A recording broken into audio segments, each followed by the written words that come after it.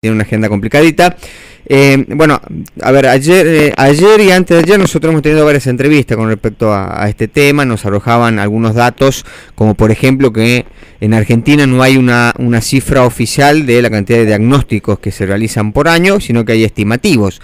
Pero ya a nivel global se habla de que ha crecido la cantidad de diagnósticos con respecto a la cantidad de población. Doctor, ¿esto es así?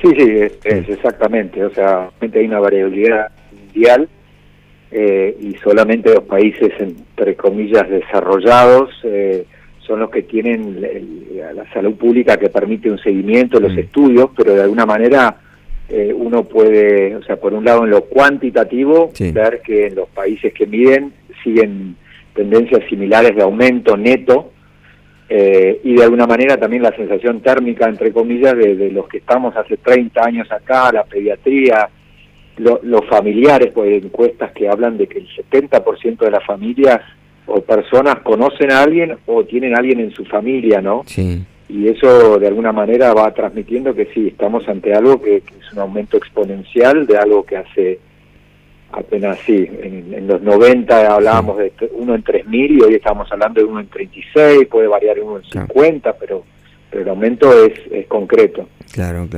Ayer, bueno, en una charla que tuvo con Infobae, arrojaba de que el diagnóstico aumentó en 3 décadas un 6.000%, es decir, es impresionante el aumento. Y sí, por eso, de 1 en 3.000, 1 en 2.500 a 1 en 36, que son los datos que de alguna manera provienen de estos países, sí, ese sería el cálculo, ¿no? Claro. Tratemos, doctor, de entender las múltiples causas que esto puede tener, porque uno entiende que puede ser multicausal. Nosotros aquí tratábamos de gozar con algunos entrevistados y nos decían, y bueno, hay muchas personas cuyo diagnóstico lo están descubriendo ahora, que tienen 40 años y no se hizo el diagnóstico, o sea, el diagnóstico infantil. Eso además de, obviamente, que va creciendo la población, pero ¿cuáles podrían ser las causas más importantes?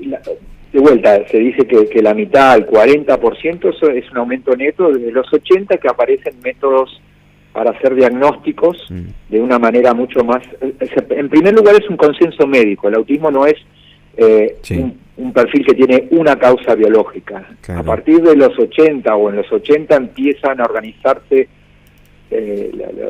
las asociaciones médicas, especialmente las de psiquiatría y la OMS, y establecen un criterio diagnóstico para decir, si vemos un niño que aletea, corre, no se conecta, no desarrolla habla, y cuando habla es estereotipado, o juega de una manera repetitiva, o tiene dificultades para conectarse emocionalmente, a esto le vamos a llamar trastorno generalizado del desarrollo, dentro de los cuales uno era el diagnóstico de autismo. Después, en la última versión de estas clasificaciones, eso pasó a ser TEA, trastorno del espectro autista, o condición del espectro autista. O sea que en primer lugar es muy importante entender que estamos hablando de un síndrome conductual. Es un conjunto de conductas y de síntomas que los médicos, de alguna manera, la salud pública de los países, se pusieron de acuerdo para decir, tenemos que identificar esto de manera precoz, porque algo está pasando, pongámosle este nombre inicialmente y usemos un nombre que era de otra situación psiquiátrica, pongámosle este nombre. Entonces, el primer lugar complicado en el que estamos es algo que sirvió en los 80 para identificar de manera precoz, hoy se está tomando como si fuera una entidad sólida, específica y entre comillas de por vida. Lo que es de por vida es que esa persona o ese niño va a tener cierta necesidad de que el entorno lo acompañe a un determinado ritmo, proceso, perfil y tiempo de aprendizaje en lo afectivo, en lo sensorial y en lo motriz, para que ese sistema nervioso y ese niño o ese adulto no se estrese y pueda seguir aprendiendo.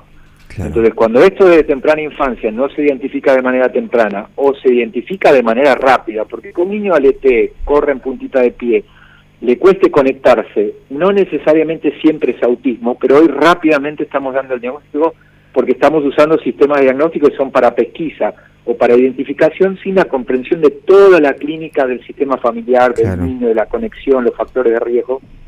Entonces, esto sería una de las razones por las cuales está aumentando. Poca experiencia, herramientas muy sencillas, uno toma un curso, se hace una herramienta, clasifica y da el diagnóstico de autismo, cuando en realidad la fisiología del desarrollo infantil, la observación de lactantes, nos permite entender que no siempre la autoestimulación o la desconexión lleva al autismo, y hasta yo puedo prevenir si veo eso, algo en temprana infancia, ¿no? Porque no es un hecho derecho, es algo muy dinámico, el cerebro es muy plástico, pero en situaciones más complejas no alcanza con que la familia sepa.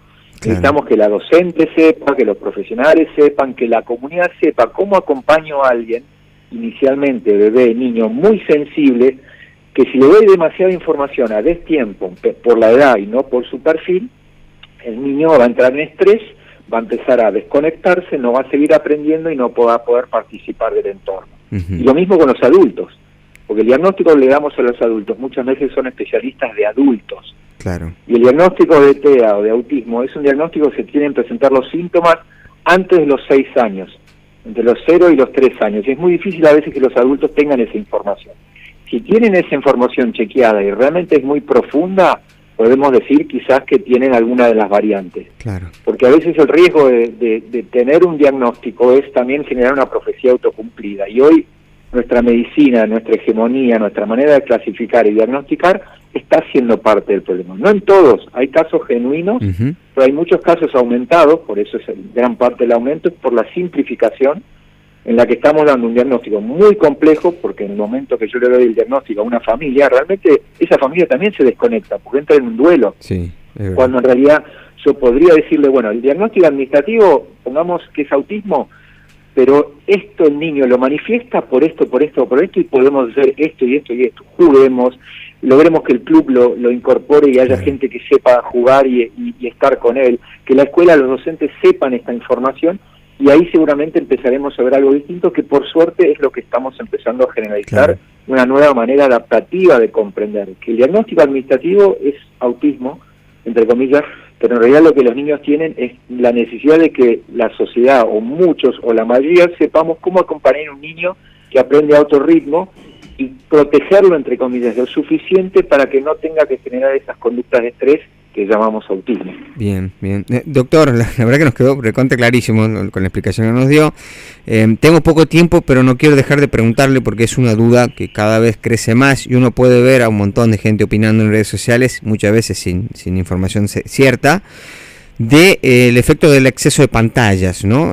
Como un efecto directo que podría desencadenar autismo. La pregunta es, ¿hay algo que confirme esa teoría? No, en realidad si hoy decimos que es el autismo, en realidad es la conjunción de factores de riesgo biológicos, sociales y psicológicos, emocionales, en un bebé que está teniendo dificultades para ordenar el aprendizaje. Y tiene más dificultades para coordinar su cuerpo con las actividades sensoriales de la mente. Entonces ya tiene dificultades, y si aparece una pantalla antes de tiempo, antes de los 2 años, cuando recién se está conectando mente-cuerpo, ¿no? El sentir y el hacer, el pensar de un niño, y es un enorme factor de riesgo que tiene más chance de descarrilar ese niño, porque ese niño queda como hipnotizado por la pantalla, entonces recibe el cerebro mucho placer sin hacer, y en realidad no está viendo el guión ni lo que está pasando, sino está recibiendo luces de colores que estimulan el cerebro y lo tranquilizan y le dan una estimulación, pero cuando eso lo quita estuvo recibiendo placer sin aprender. Entonces como un espacio vacío que genera mucha ansiedad, pero no deja ningún contenido de aprendizaje, y el cerebro encima de esa edad está necesitando aprender de un otro, de un vínculo. Entonces es un factor de riesgo enorme.